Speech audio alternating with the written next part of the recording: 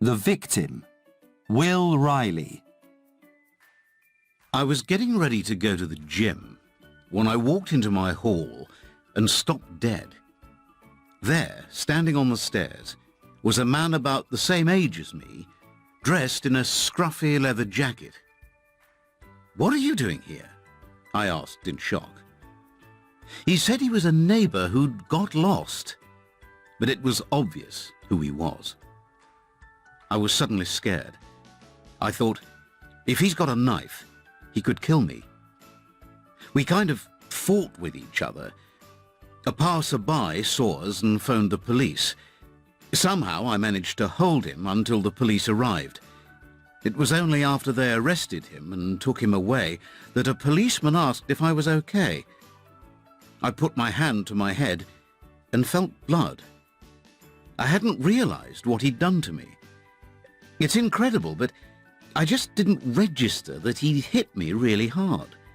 He'd smashed a flower pot on my head, and all the bits were on the ground. I went to hospital and needed stitches. After the burglary, my whole life changed. I've always lived in big cities, and I've never been afraid of urban crime, but suddenly I became too frightened to open my front door. All I could think was, what if my daughter had been at home? Would he have attacked her? I was asked to meet the burglar in prison. I wasn't sure what the purpose was, but I went anyway. I was curious. We sat in the prison library, and he explained how he'd come from a dysfunctional family, was a heroin addict, and spent his life in and out of jail. He spoke without any emotion. But it was when he suddenly said, "Last time we met," that I exploded. "We didn't meet in a bar, you little...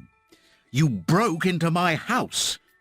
I was so angry I screamed at him. "Why me?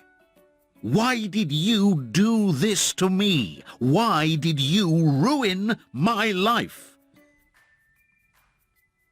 I could see from his face that I'd got through to him. He looked stunned.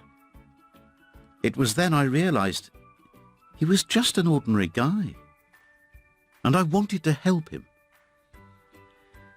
When I got home, I felt relieved. All my fears disappeared. Because I could see Peter was just a normal human being, he became less frightening. When he was finally released, we stayed in touch. I've met him dozens of times since, and the change in him is amazing. It's hard to believe he's the same person who broke into my home. He's totally different. I'm delighted that I've done something to help Peter get his life back.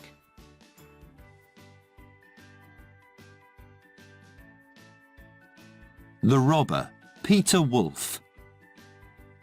It was easy to break into Will's house. Just one push and the lock broke. I quickly took some gold jewellery and some money from upstairs. I was feeling lucky. But when I was coming downstairs and I bumped into Will in the hall, I suddenly felt frightened. I thought, he's a big guy. If he wanted to, he could hurt me. I tried to escape.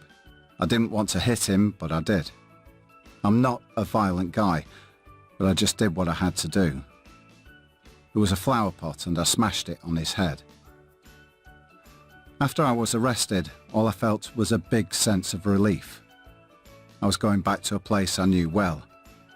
I've been in and out of prison for 18 years for theft, burglary and fraud.